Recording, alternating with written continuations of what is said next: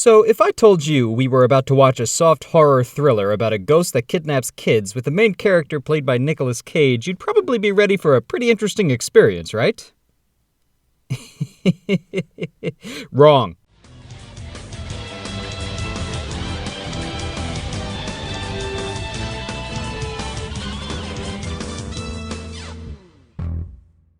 So, Pay the Ghost is, well, it's a movie. It's not a very good movie, or a very interesting movie, or even a particularly scary movie, but it is a movie. Honestly, I had high hopes at the beginning when they try to beat the world's speed record for horror movie cliches. A little kid who makes spooky drawings of a creature only he can see? Check. Halloween night setting? Check. Weird grayish filter over every scene for some reason? Check. It felt like a movie where I was going to get some of that trademark Nicolas Cage overacting. Now, Pay the Ghost begins the night before Halloween with a little kid waiting for his dad to get home before he goes to sleep. And me waiting for something interesting to happen before I go to sleep. Unfortunately, only one of us gets what they want. When the kid's dad comes home, they have a little chat about the upcoming festivities, and it was here that my excitement quickly deflates like a paddling pool at a nail gun convention. See, we don't get hyperactive, dramatic, black hole, and comedy gold wicker man Nicolas Cage on this movie. We don't even get, oh shit, he can actually act like a real human being Lord of War Nicolas Cage. No, unfortunately, we get just downed an entire bottle of Dramamine and a few shots of Jack Daniels Nicolas Cage. He looks and acts like he's half asleep through this entire movie, and he's not even the lowest energy actor in this thing. The kid playing, the kid is singularly terrible. I mean, child actors are usually not that great at the best of times, but this kid reacts to an otherworldly force attacking his dad with deadly intent the way Willy Wonka reacts to a kid about to die in a horrible accident. Help. Police. Murder. Anyway, the kid is really concerned that his dad might miss Halloween because of his job as a professor of something. He works at a college telling people spooky stories or something. That seems to be all he does here. Anyway, yeah, the kid is worried his dad will miss Halloween, which he almost does, only showing up at the last minute to take him out for the night. This is also the point where I realized that this movie was gonna have some really bad dialogue. I mean, it's not the dialogue itself that's terrible. It's fine, I guess, but it's just so first-year drama student. Does this mean that we can go? Yes, it means you can go. It means that we will celebrate tonight. Everything's going to be better now. I mean, people don't talk like this, but I'm hard-pressed to explain exactly why. It's almost like they wanted to avoid the old pitfall of having characters explain things to each other that they already know for the sake of the audience, and almost did it, but shit the bed in the final draft. Anyway, Michael, that's Cage's character, Michael, takes his kid to a Halloween carnival, and they go for some ice cream when the kid asks him to pay the ghost, which Michael assumes means to pay the ice cream guy, and then the kid disappears. Poof, just like that. Smash cut to a year later, and Michael and his wife are, separated? I think.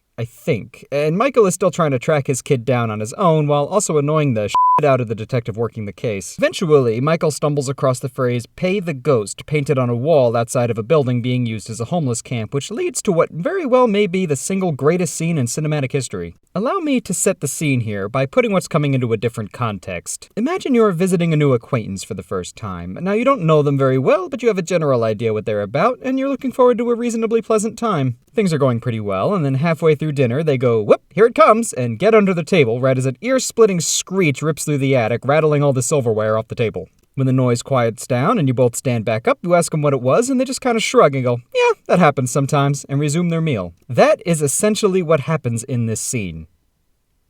You think I'm joking, don't you?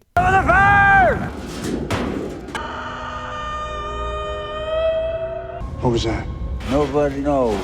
I can't get over it. It's absolute comedy gold. I someday wish to give this few f***s about something. Good lord, how freeing. Eventually, they realize that the disappearances have something to do with the phrase "pay the ghost" as well as Halloween night, so they decide to investigate other child disappearances during that time. Presumably, they just went around asking everyone in New York who had a child disappear on Halloween if their kid ever asked them to pay a ghost, and eventually someone did. So anyway, Michael and his wife, whose name I don't remember because she has barely any screen time and has all the charm and charisma of a wet ham sandwich, hire a medium to come investigate their home for any hints of kids stealing ghosts.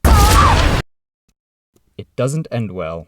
Turns out she died by basically being lit on fire from the inside, but don't worry, it has absolutely no bearing on the plot in any way, shape, or form, other than allowing for a few cutaways to explain that in order to pad out the runtime. So in the course of his investigation, Michael discovers it's some old ghost that takes kids for some reason. Look, I'm not gonna lie to you, I literally left the room during this scene.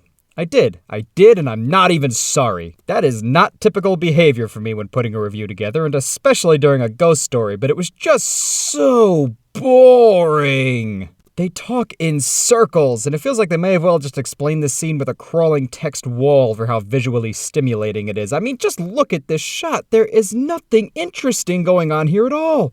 Nothing. Moving on. I'm entirely unsure how this helps them in any way, shape, or form, but somehow it does, and Michael manages to breach a door into some kind of pocket dimension where the ghost keeps the kids. In order to rescue them, he has to fight the ghost, who we've already established can easily kill people in an instant, but for some reason just kinda doesn't, and instead lets herself be overwhelmed by all these other random spirits, allowing Michael and all the kids to escape. They return home, and it's revealed that the kid doesn't remember anything, and they act like that's a happy ending, but he's going to be really confused with everyone wondering where he's been for the last year. So that, in a nutshell, is Pay the Ghost.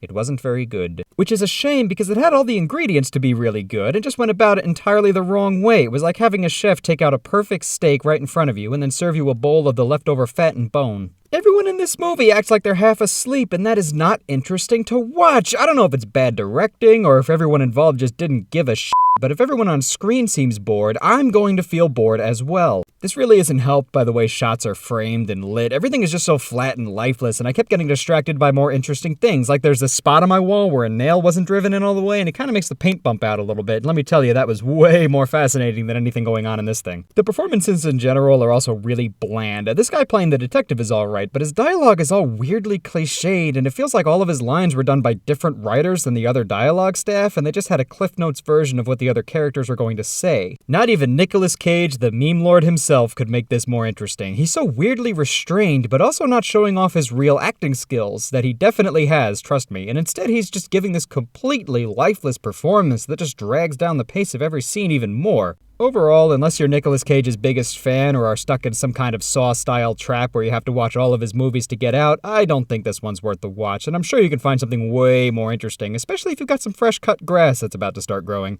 Anyway, thanks for stopping by. I'll see you next time.